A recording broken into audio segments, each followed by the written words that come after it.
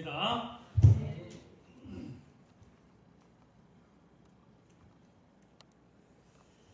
오늘 이 자리에 이렇게 참석하신 한 분 한 분 위에 성령 충만한 은혜가 함께 하실 줄 믿습니다. 주호 2026년 정초에 사도들의 한국교회가 새해를 시작하면서 먼저 부흥집회로 하나님 앞에 신령과 진정으로 예배드리는 이 광경을 하나님께서 보시고 얼마나 기뻐하실까요? 거기다가 이석인 담임 목사님은 이국 땅 해외에서 지금 땀 흘려 선교하시고, 여기는 부교역자님들이 이렇게 힘을 모아 집회를 추진하는 모습이 참으로 귀감이 됩니다. 오늘도 이 자리에 함께 하신 한 분 한 분을 올 한 해 동안 성령 충만한 은혜로 축복하실 줄 믿습니다. 이 시간 말씀 듣기 전에 우리 마음은 좀 여는 기도를 합시다. 합심으로 주여 세 번 부르짖고 통성으로 기도드리겠습니다. 주여, 주여, 주여. 아버지 하나님, 오늘도 우리를 사랑하셔서 이 사도들의 한국교회로 불러주시고 이 시간 입술과 마음을 열어 부르짖게 하시니 감사합니다. 이 시간 성령의 불로 우리 모두를 변화시켜 주시옵소서. 너는 내 것이라고 하신 하나님 아버지, 우리 모두가 하나님 아버지가 되게 하여 주시고 땅 끝까지 이르러 주의 복음 증거하는 이 사명 감당하는 주의 종들이 되도록 주여, 성령의 불로 이 가운데 충만케 역사해 주시옵소서. 이 시간도 하늘로부터 내지는 귀한 말씀으로 은혜 받기를 원합니다. 악한 영이 틈타지 못하도록 성삼위께서 주관하시고 이 자리에 친히 임재하셔서 영광 받아 주옵소서. 우리 모두의 성령 충만하게 역사해 주실 줄 믿습니다. 예수님의 이름으로 기도하옵나이다. 아멘.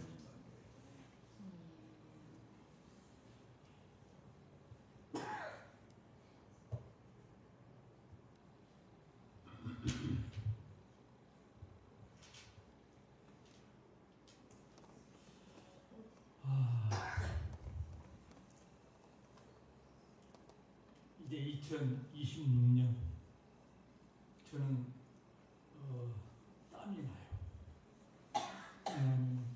기뻐가지고 감동이 돼가지고 이 2026년은 하나님께서 지구촌 온 세상을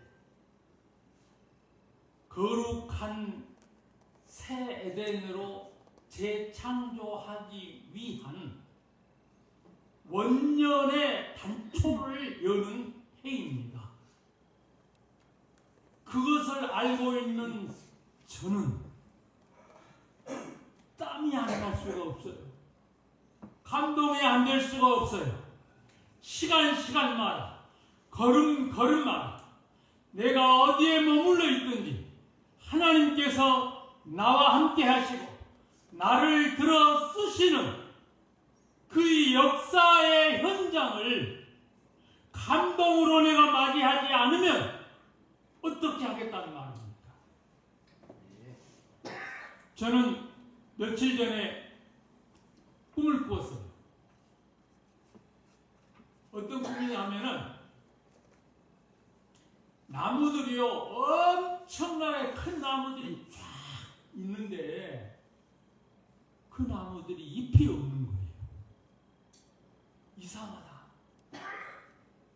잎이 분명히 있어야 될 나무들이 왜 잎이 없나 하고 생각하는 찰나에부터 막 이 나무들이 살아서 움직이는 것처럼 잎이 나고 군데군데 색상이 막 빨갛고 노랗고 파랗고 난리에. 그러더니 갑자기 무성한 나무들로 변화해요.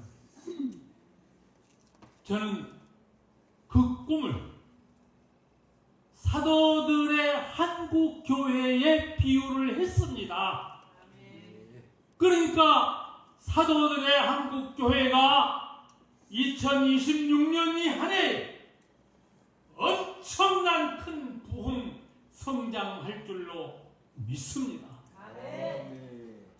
우리 모두가 이 하나님의 응답 가운데 하나님의 뜻을 바라볼 수 있어야 합니다. 그러면 우리가 무엇으로 하나님 앞에 영광 돌릴 수 있는 거리를 찾을 것인가? 오늘 본문 말씀 하나님께서 이사야를 불러놓고 지금 말씀하십니다. 어제도 그제도 옛날 것도 생각지 말고 기억하지 말아라. 보라, 내가 세일을 행하리.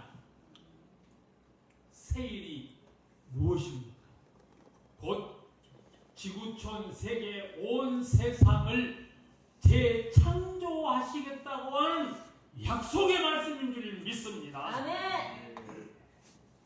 보라, 내가 이제 나타낼 것이라. 오늘 이 시간 이곳 사도들의 교회에 임재하신 하나님 아버지께서 우리 모든 심령 가운데 역사하셔서 이 자리가 오순절 다락방처럼 성령의 불이 넘실 되는 성령 충만한 은혜의 자리가 될 줄로 믿습니다. 아멘. 보라, 사랑하는 아들아, 보라, 사랑하는 내 딸아, 이제 2026년도에 믿을 수 없다고 이게 진짜냐고요. 저도 믿기지 않았습니다. 자연이 이렇게 완벽한 타이밍으로 두 계절을 보여줄 수 있다니요. 한국의 기후가 만들어낸 기적이었어요. 눈은 계속 내렸습니다. 처음엔 조심스럽게, 그러다 점점 더 과감하게요. 붉은 숲이 하얗게 변해가는 모습을 보면서 저는 한 가지 생각에 사로잡혔어요. 이 장면을 보는 한국 사람들은 이게 얼마나 특별한 순간인지 알고 있을까 하는 거였습니다. 드론을 띄웠어요. 높이 올라갈수록 더 놀라운 광경이 펼쳐졌습니다. 붉은 숲과 하얀 봉우리가 만드는 대비, 그 사이로 흐르는 구름. 유럽의 알프스는 거대했지만 설악산은 섬세했어요. 봉구리 하나하나가 마치 붓으로 그린 것처럼 날카로웠습니다. 한국의 산은 크지 않지만 치밀하다는 생각이 들었죠. 카메라를 통해 보면서 문득 깨달았습니다. 이 장면이 왜 이렇게 제 가슴을 울리는지를요. 한국의 역사가 겹쳐 보였어요. 혹독한 겨울 같은 시간들 위에서도 늘 이렇게 붉게 타오르는 생명을 지켜낸 나라. 그게 한국이었습니다. 능선을 따라 패닝쇼를 찍었어요. 뾰족한 봄구리들이 줄지어 서 있고 그 사이로 눈발이 휘날렸습니다. 스태프가 타임랩스를 돌리는 동안 저는 그냥 서서 바라봤어요. 구름이 봄구리를 감쌌다가 풀어주기를 반복했습니다. 마치 산이 숨을 쉬는 것 같았어요. 한참을 그렇게 서 있다가 문득 주변이 너무 조용하다는 걸 느꼈습니다. 눈 내리는 소리도 들리지 않았고 바람 소리도 없었어요. 완벽한 침묵이었습니다. 저는 스태프에게 신호를 보냈어요. 모든 장비를 끄고 이 소리를 녹음하자고요. 5분간 아무것도 하지 않았습니다. 그냥 서서 이 고요함 속에 있었어요. 그때 생각했습니다. 한국의 젊은 세대에게 이 소리를 선물하고 싶다고요. 여러분의 나라가 얼마나 고요하고도 위대한지 잊지 않으셨으면 해서였습니다. 눈이 그치고 나서 더 깊은 곳으로 들어갔습니다. 가이드가 사찰이 있다고 했어요. 산속 깊은 곳에 1000년 넘게 자리를 지키고 있는 절이라고 했습니다. 저는 궁금했어요. 왜 사람들은 이렇게 깊은 산 속에 절을 지었을까 하고요. 1시간쯤 더 올라가니 사찰이 나타났습니다. 지붕 위에 눈이 소복이 쌓여 있었고 처마 끝에 매달린 풍경이 바람에 흔들렸어요. 그 소리가 이상하게 마음을 편안하게 만들었습니다. 스님 한 분이 나오셨어요. 70대쯤 되어 보이는 분이었는데 눈 내린 산을 보며 미소 짓고 계셨습니다. 제가 인사를 드리자 한국말로 뭐라고 하셨어요. 카니셔나 가이드가 통역해 줬습니다. 오늘 같은 날 외국 손님이 오다니 인연이 깊다고 하신대요. 차를 대접받으며 스님께 여쭤봤습니다. 왜 이렇게 깊은 산에서 사시냐고요. 스님은 잠시 생각하시더니 말씀하셨어요. 산이 곧 수행의 공간이라고. 한국 사람들은 오래전부터 힘들 때마다 산으로 왔다고 하셨습니다. 전쟁이 있었을 때도 나라가 어려웠을 때도 사람들은 산으로 왔대요. 위로를 받으러요. 저는 그 말을 들으면서 이해했습니다. 왜 새벽부터 그렇게 많은 사람들이 산으로 향하는지를요. 산은 한국인들의 안식처였어요. 절 마당에 단풍잎이 쌓여 있었습니다. 눈과 뒤섞여 묘한 풍경을 만들고 있었어요. 저는 그걸 한참 찍었습니다. 범종 옆에 쌓인 눈, 목어 위로 떨어진 단풍잎, 돌계단 사이로 비치는 붉은색, 모든 게 그림이었어요. 스님께서 설악산 이야기를 들려주셨습니다. 설악이라는 이름 자체가 눈 덮인 산이라는 뜻이래요. 1년 10달이 눈으로 덮여 있다 해서 붙여진 이름이라고 하셨습니다. 저는 그 말을 듣고 무릎을 쳤어요. 그래서 이 산이 이렇게 극적인 모습을 보여주는구나 싶었습니다. 하지만 저는 여기에 하나를 더 붙이고 싶었어요. 불타는 단풍 위에 눈이 내리는 산이라고요. 그게 제가 본 설악산이었습니다. 절에서 내려오는 길에 구름이 능선을 덮었습니다. 본구리가 보였다 숨었다를 반복했어요. 게리스 가이드가 말했습니다. 저 모습이 한국 사람들의 정서와 닮았다고요. 한이라는 감정이 저렇게 본구리 속에 숨어 있다가 때때로 모습을 드러낸다고 했습니다. 저는 한이라는 단어를 알고 있었어요. 슬픔과 그리움이 섞인 복잡한 감정이라고 들었었죠. 하지만 그날 구름 낀 능선을 보면서 진짜로 이해했습니다. 숨겨진 아픔, 하지만 결코 사라지지 않는 그 무엇. 그런데 신기한 건 이 산이 슬프지만은 않다는 거였어요. 붉게 타오르는 숲을 보세요. 저건 슬픔이 아니라 생명력이었습니다. 한국 사람들에게는 한도 있지만 흥도 있다고 가이드가 설명했어요. 그 둘이 공존하는 게 한국 문화라고 했습니다. 저는 카메라에 그 모습을 담았습니다. 구름에 가려진 본구리와 붉게 타오르는 숲을요. 슬픔과 기쁨이 한 화면에 공존하는 장면. 그게 바로 한국이었어요. 오후가 되자 등산객들을 더 많이 만났습니다. 70대 할머니 한 분이 스틱을 짚고 천천히 올라오고 계셨어요. 저는 놀라서 여쭤봤습니다. 이 나이에 이렇게 높은 곳까지 오시냐고요. 할머니는 웃으며 대답하셨습니다. 여기가 내 병원이고 교회고 놀이터라고요. 일주일에 3번은 꼭 산에 온다고 하셨어요. 저는 그 순간 이해했습니다. 이 산은 단순한 자연이 아니라 한국인의 마음속 안식처라는 걸요. 20대로 보이는 청년들도 만났습니다. 액션캠을 들고 사진을 찍고 있었어요. SNS에 올릴 거라고 했습니다. 바쁜 도시 생활에서 벗어나 이렇게 산에 와야 숨을 쉴 수 있다고 말했어요. 여러분은 아마도 자신들이 얼마나 특권적인 풍경 속을 걷고 있는지 모를 거라고요. 세계 어디에도 이런 산은 없다고 했어요. 청년들은 의아한 표정을 지었습니다. 그냥 평범한 산 아니냐고요. 저는 고개를 저었어요. 평범하지 않다고, 이건 기적이라고 말했습니다. 붉은 가을과 하얀 겨울이 동시에 존재하는 곳. 그런 산은 이 세상에 설악산밖에 없다고 했어요. 내려오는 길에 국립공원 관리인을 만났습니다. 새벽부터 등산로를 점검하고 눈을 치우는 분이었어요.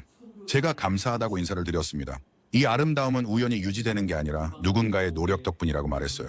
관리인분은 쑥스러워하시며 말했습니다. 당연한 일이라고요. 이 산은 한국의 보물이니까 지켜야 한다고 하셨어요. 그 말에 저는 또 한 번 감동했습니다. 한국 사람들의 산에 대한 사랑이 얼마나 깊은지 느낄 수 있었거든요. 해가 기울기 시작했습니다. 서서히 어두워지는 산을 보며 저는 생각했어요. 이 장면을 마지막 작품처럼 찍어야겠다고요. 황혼이 왔습니다. 서쪽 하늘이 붉게 물들기 시작했고 능선 위로 빛이 쏟아졌어요. 붉은 숲이 더 붉어지는 순간이었습니다. 마치 산 전체가 불타오르는 것 같았어요. 저는 삼각대를 세우고 카메라 앞에 섰습니다. 40년 경력의 다큐멘터리 감독이지만 그날만큼은 떨렸어요. 이 장면을 제대로 담을 수 있을까 하는 두려움 때문이었습니다. 아니, 솔직히 말하면 이게 마지막일지도 모른다는 생각이 들었어요. 저는 올해 68입니다. 젊지 않죠. 히말라야를 오르던 시절의 체력은 이미 오래전에 사라졌어요. 무릎도 아프고 숨도 자주 차올랐습니다. 언젠가는 카메라를 내려놓아야 할 날이 올 거라는 걸 알고 있었어요. 그래서 설악산을 마지막 작품처럼 찍기로 했습니다. 모든 순간을 놓치지 않으려고 했었어요. 해가 지는 동안 수백 컷을 찍었습니다. 같은 구도, 같은 피사체였지만 빛이 변할 때마다 전혀 다른 풍경이 펼쳐졌어요. 푸른 그림자가 계곡을 채우기 시작했습니다. 붉은 숲과 푸른 그림자가 빚어내는 대비. 그것은 제가 지금껏 본 어떤 색보다 아름다웠습니다. 자연이 만든 완벽한 조화였습니다. 스태프가 조용히 다가와 말했습니다. 감독님 얼굴이 이상하다고요. 울고 계시냐고 물었어요. 저는 그제야 제 뺨을 타고 흐르는 눈물을 느꼈습니다. 언제부터 울고 있었는지 몰랐어요. 왜 우는지 스스로도 정확히 알 수 없었습니다. 그냥 벅차올랐어요. 평생 산을 찍으며 살아온 제 인생이 이 순간을 위한 준비였다는 생각이 들었거든요. 알프스도 히말라야도 모든 여정이 저를 설악산으로 데려오기 위한 과정이었던 것 같았어요. 해가 완전히 지고 어둠이 내렸습니다. 별이 하나둘 나타나기 시작했어요. 도시의 불빛이 멀리 보였지만 산속은 완벽한 어둠이었습니다. 저는 장비를 정리하지 않고 그냥 앉아 있었어요. 문득 고향이 떠올랐습니다. 영국의 작은 마을에서 태어나 자랐죠. 그곳에도 언덕이 있었어요. 녹색 초원과 양떼가 있는 평화로운 풍경이었습니다. 하지만 극적이지는 않았어요. 영국의 자연은 부드럽고 온화했습니다. 근데 한국은 달랐어요. 이 나라의 자연은 극단을 보여줬습니다. 뜨거운 여름과 혹독한 겨울, 짧지만 폭발적인 가을, 그리고 그 모든 게 이 작은 땅에 압축되어 있었어요. 제가 태어난 나라와 제가 사랑하게 된 나라, 둘 사이의 거리는 비행기로 11시간이었지만 그날 밤 제 마음속 거리는 훨씬 가까워졌습니다. 아니 어쩌면 이미 하나가 되었는지도 모르겠습니다. 가이드가 숙소로 돌아가자고 했습니다. 하지만 저는 조금만 더 있고 싶었어요. 이 순간이 끝나는 게 아쉬웠거든요. 마치 꿈에서 깨고 싶지 않은 것처럼 말이죠. 그리고 결국 내려왔습니다. 어둠 속에서 헤드랜턴을 켜고 천천히 걸었어요. 낮에 올라올 때는 몰랐던 소리들이 들렸습니다. 계곡물 흐르는 소리, 나뭇가지 흔들리는 소리, 어디선가 들려오는 새 울음소리. 숙소에 도착해서 촬영한 영상을 확인했습니다. 노트북 화면에 뜬 장면들을 보며 또 한 번 놀랐어요. 현장에서 봤을 때보다 더 아름다웠습니다. 카메라가 제 눈보다 더 많은 걸 담아냈더라고요. 특히 해질녘 장면이 압권이었습니다. 붉은 숲 위로 기울어가는 햇살, 그리고 그 빛을 받아 반짝이는 눈송이들. 저는 그 장면을 보며 확신했어요. 이게 제 최고의 작품이 될 거라고요. 스태프들도 흥분해 있었습니다. 40년 경력의 감독과 함께 일하면서 이런 장면은 처음 본다고 했어요. 저도 동의했습니다. 저 역시 처음이었으니까요. 그날 밤 잠이 오지 않았습니다. 머릿속에 낮에 본 장면들이 계속 떠올랐어요. 붉은 잎 위로 떨어지는 눈, 구름에 가려졌다 나타나는 봉우리, 황혼의 능선. 눈을 감아도 그 풍경들이 선명했습니다. 헤나마너선이님 생각엔 스토리요. 제가 왜 이렇게 감동받았는지를요. 단순히 아름다워서만은 아니었어요. 뭔가 더 깊은 이유가 있었습니다. 큰 애널은 들리고 깨달았습니다. 설악산은 저에게 삶의 은유를 보여줬던 거예요. 계절이 바뀌는 것처럼 인생도 변하고 눈이 녹듯 슬픔도 지나가고 단풍처럼 우리도 언젠가 떨어진다는 것. 하지만 그 모든 과정이 아름답다는 것을요.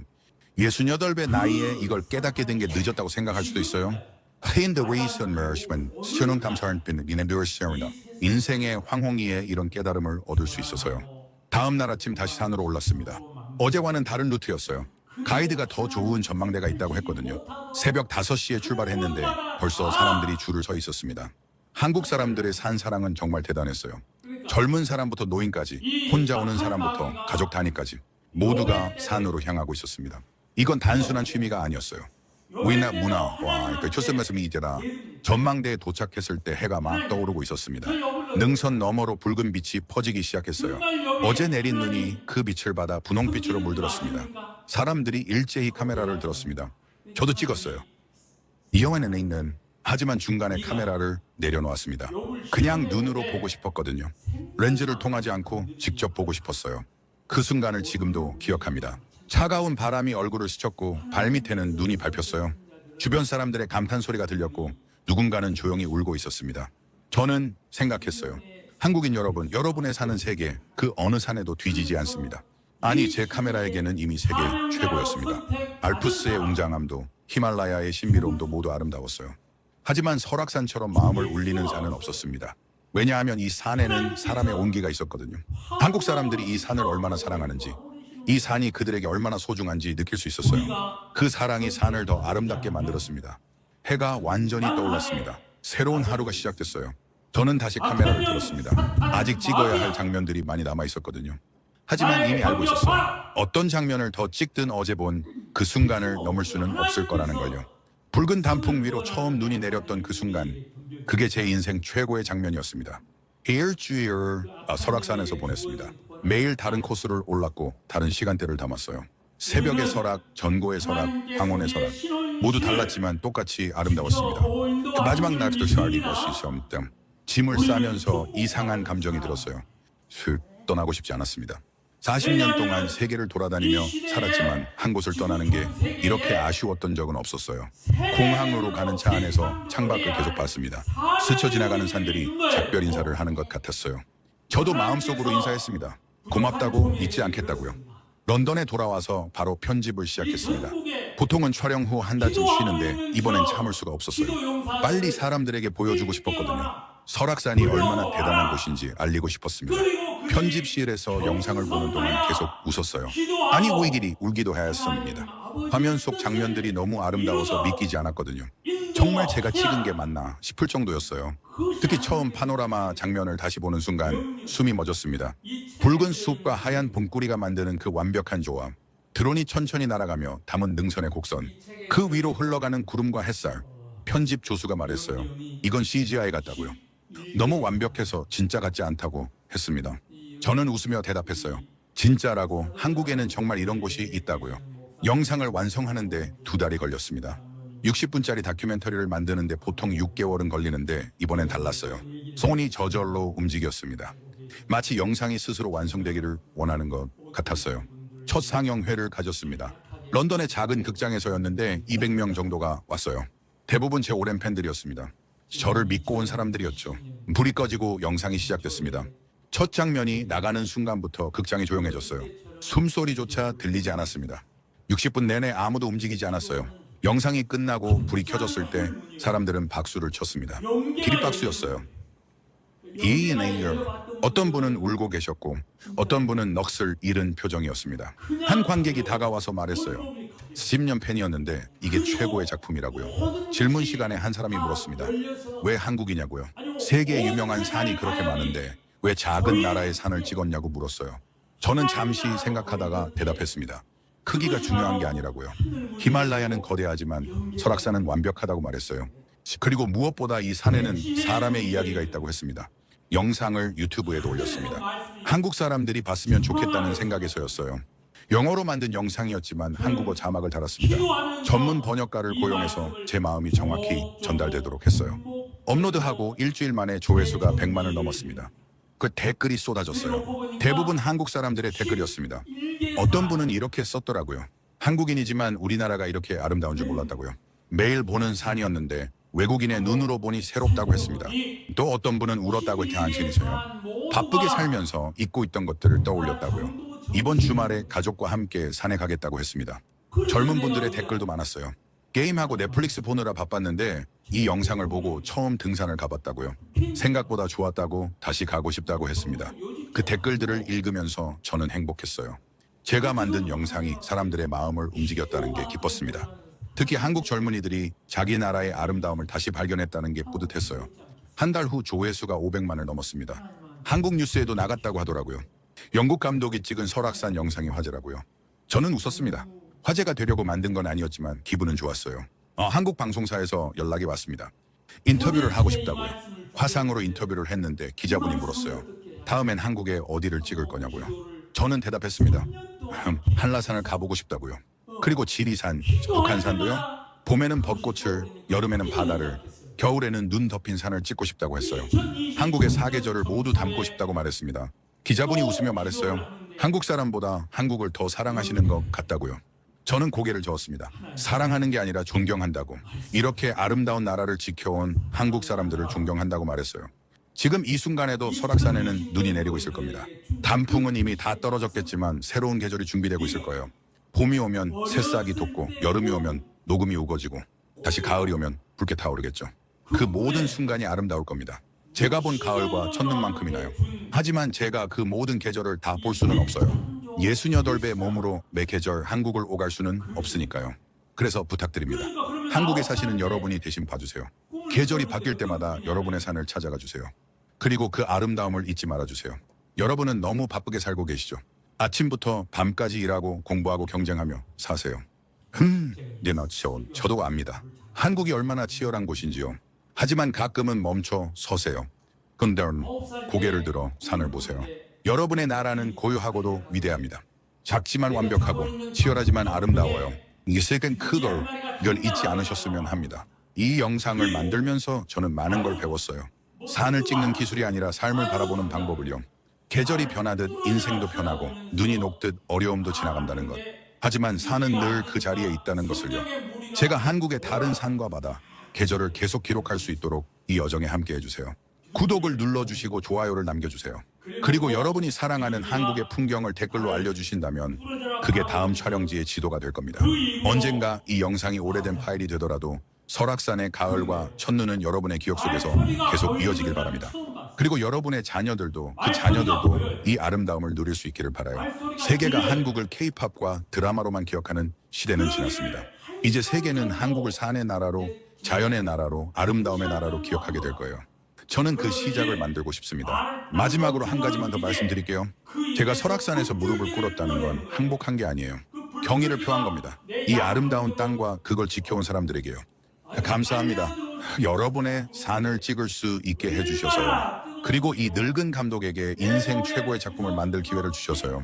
구독과 좋아요로 다음 영상에서 또 만나요. 감사합니다. 뜨거워서 견딜 수가 없고 막 몸부림치는데 야, 내가 이래도 어떻게 되는 거 아니야 하고 극한 상황에 이르니까 내 몸에서요 내 영이 빠져나간다. 빠져나가서 천정쯤에서 나를 바라보고 그때 나는 내 영을 처음 봤는데 요만큼 주먹만큼 적.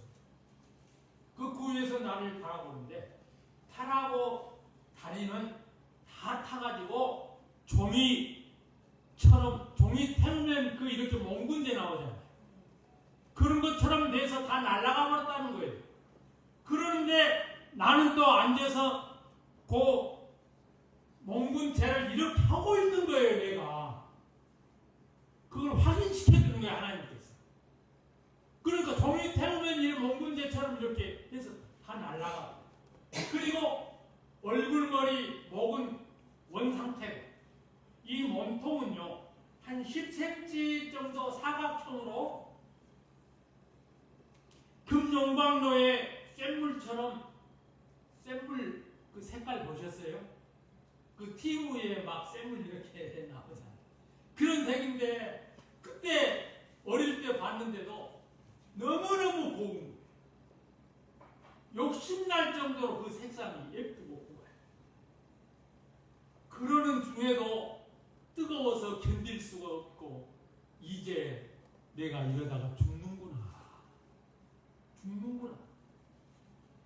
이 비둘기가 쏜 그 불줄기에 내가 타서 죽는구나.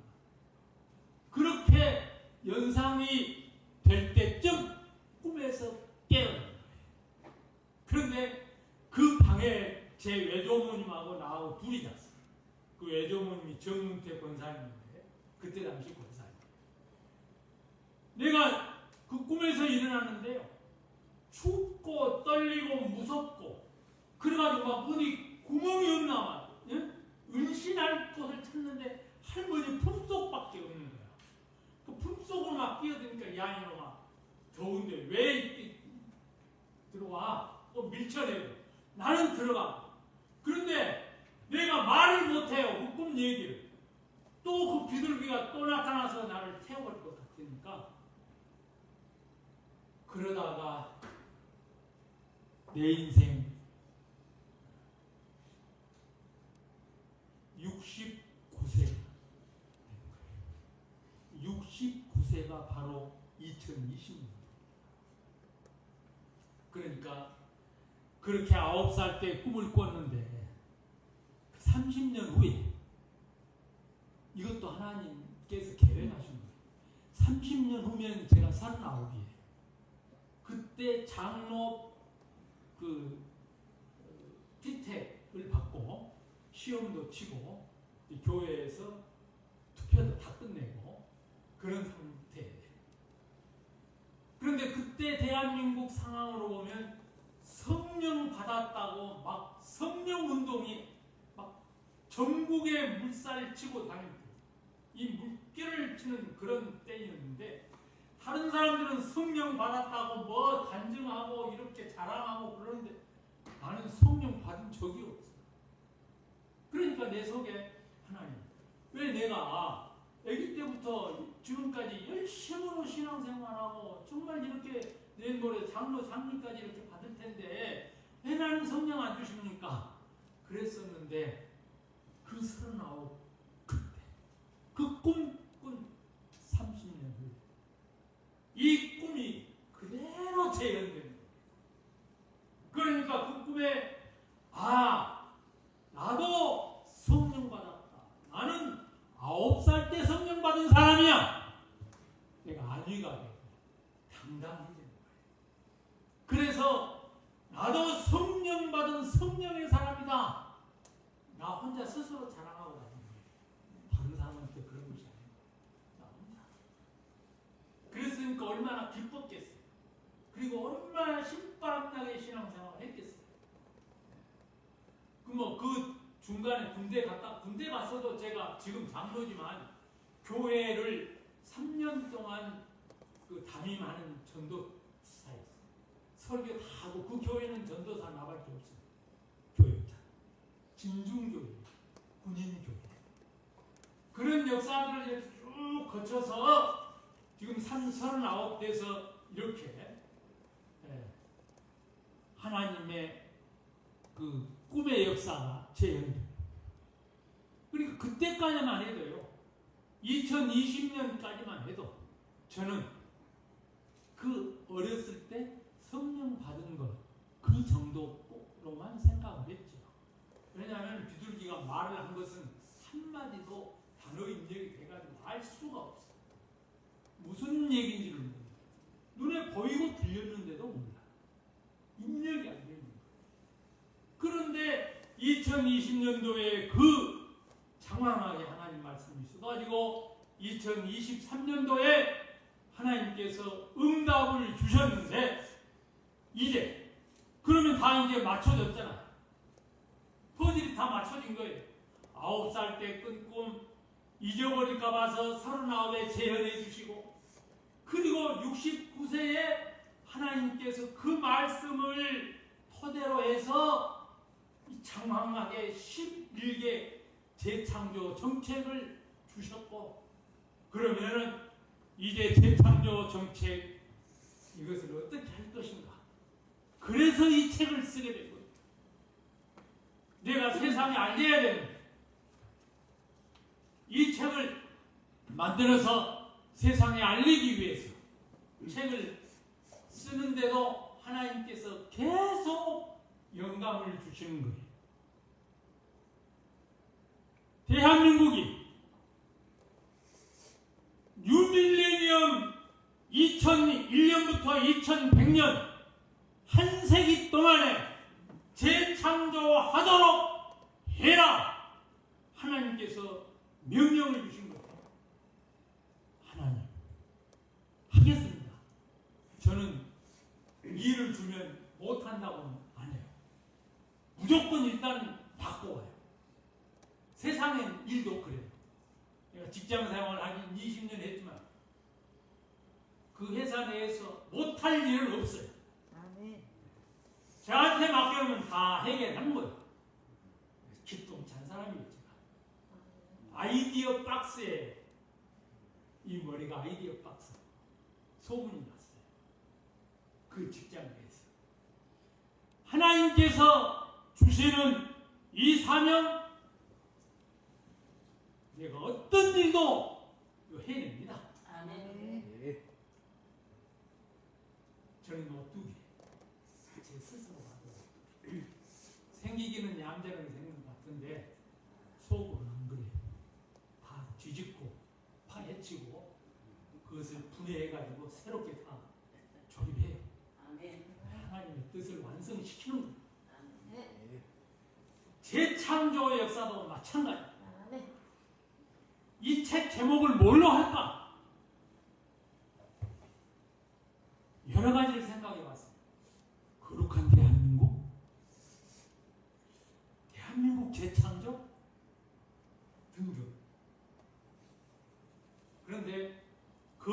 재창조가 가장 적합할 것 같아요. 그래서 거룩한 재창조. 얼마 전에 어떤 분이 그랬어요. 거룩한 재창조? 이건 너무 귀한 이름이에요. 야, 그 책 정말 귀한 책일 것 같다. 이 내용을 보기 전이에요. 그 책 저 한 권 주세요. 한 권만 드리겠어요? 5권 드렸어요. 그랬더니 책값 안 하고 돈 벌려온 거다. 그래서 이 책이 그분이 그래요. 이 책이 천년 보관해야 될 크서가 장서가 아니고 천년 동안 보관해야 될 장서입니다. 그분이 불러준 책 이름이 장서예요. 아, 하나님께서 역사하시는구나. 네. 이제 제가 대한민국 이 한 세기 100년 동안에 재창조해야 돼요. 근데 제가 74살이에요. 이제 75이네. 어떻게 해요? 이제 저는 죽어라고 기도해야 돼요. 무슨 기도예요? 이 일을 돈 받아서 할 인물을 찾아야 해요. 그 인물. 그 인물을 하나님께서 이미 준비해 놓으셨을 거예요. 저는 믿어요. 하나님께서 하늘에서 이루신 하나님 나라 이 지구촌에 그대로 건설하실 건데 하나님께서 대충 하시겠습니까? 아니에요. 대충 하실 하나님이 아니에요. 반드시 하나님께서 이 책 내용대로 이루어 주실 줄 믿는 겁니다.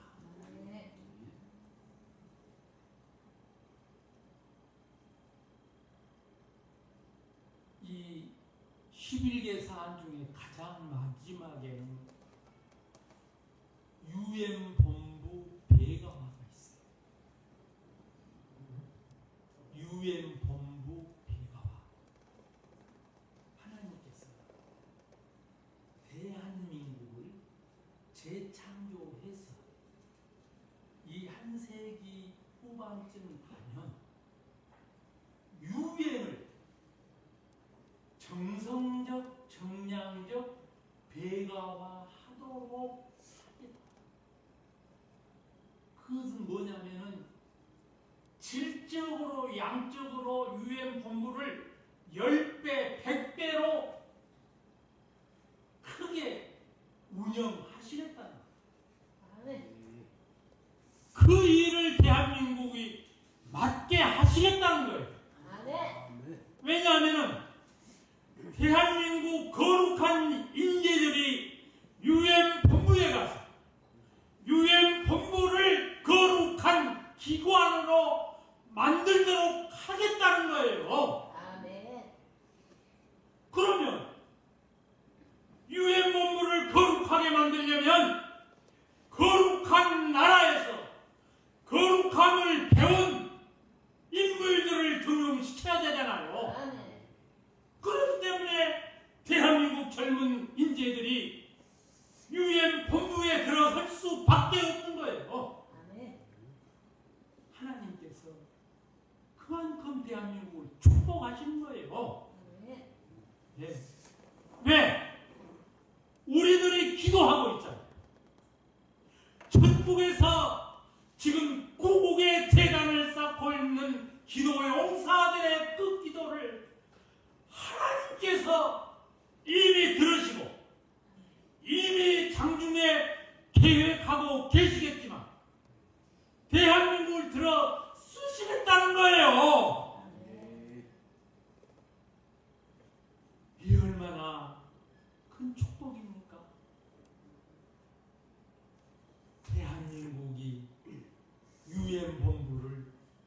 앞에서 거룩한 UN 본부를 만들어내면 이제 전 세계가 대한민국에 와서 거룩함을 배워가는 거예요. 아멘. 그래서 이 뉴밀레니엄 1000년 중에 100년 대한민국이 있었으니까 900년 남았잖아요. 900년 동안 이 지구촌 세계 각 나라를 거룩하게 만들어요. 아멘. 보세요. 하나님께서 100여 년 전에 선교사를 파송했잖아요. 그 선교사 파송할 때 대한민국이 어서 오세요 그랬습니까? 얼마나 많은 선교사님들이 순교탑했습니까? 그러면서도 하나님께서는 계속 선교사를 보냈고 이 땅을 변화시켜서 한반곡곡의 교회를 세우게 하셨잖아요.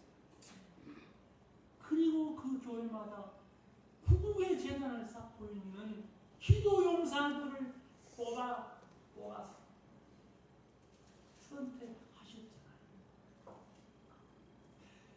그 하나님께서 대한민국을 오롯이 지구촌 세계를 리드하는 국가로 선택하셔서 이제 이 땅에 하나님 나라 건설하는 이 일을 우리에게 맡기셨다는 겁니다. 그러니까 대충 하는 것이 아니죠. 하나님께서 이미 이 지구촌 세계를 거룩한 새 에덴으로 재창조하기 위한 프로젝트를 다 준비하고 있습니다. 그러니까 우리는 따라만 가면 되는 거예요. 말씀조차서 따라만 가면 이 세상은 거룩한 새 에덴이 창설이 되고 그 마지막 선상에서는 예수 그리스도의 재림이 이루어지고 그 재림이 이루어지면 이 세상은 천국이 됩니다. 그래서 살아도 천국, 죽어도 천국, 이것이 하나님 나라가 이 땅에 도래해서 건설되는 거예요. 그것이 천국 완성 프로젝트입니다. 그러니까 우리는 어떻게 해야 되겠어요? 기도해야 할 밖에 없어요.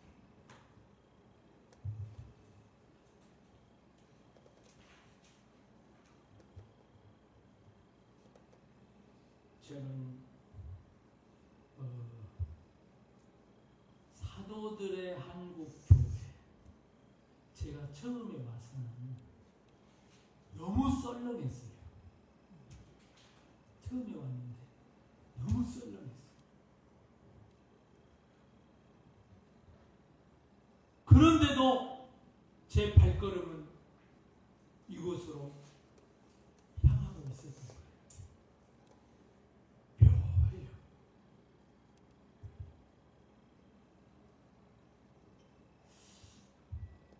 제가 생각할 때 인간의 눈으로 볼 때는 썰렁하고 차가웠던 사도들의 한국 교회였어요.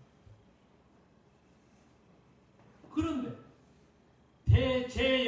제 10년 가운데 역사하시는 성령께서는 아니다라는 거예요. 가거라. 또 가거라. 묘한 일이 저는 이 사도들의 한국 교회가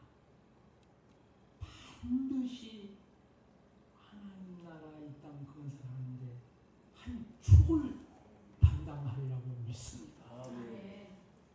이 일을 놓고 우리가 기도해야 합니다. 저는 또 이번에 부흥성에도요. 아니 담임 목사가 밖에 나오는데 부흥성에 하는 교회가 어딨어?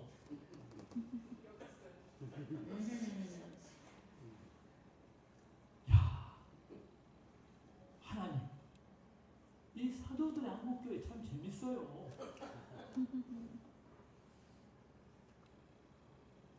그런데 이제 그날 이제 부흥 집회 이 첫 문이 저 여기 있을 때 열리는 거예요. 그날 막 다 그 스케줄 다 짜버리더라고요. 네. 와, 참 대단하다.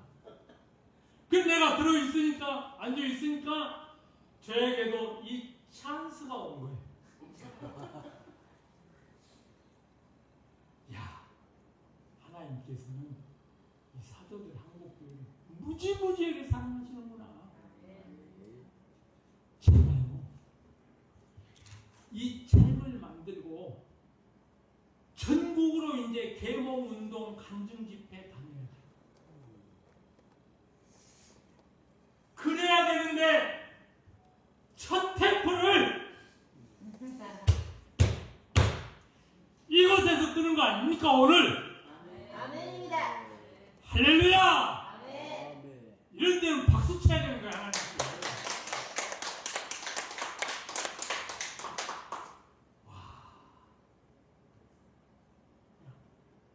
감동이잖아요. 내가 오늘 이곳을 향해서 오는 발걸음이 어떤 발걸음이었겠어요? 신나게 날아오는 발걸음. 하나님, 하나님, 너무 감사합니다. 택하신 것을 오늘 사도들의 한국교회 가서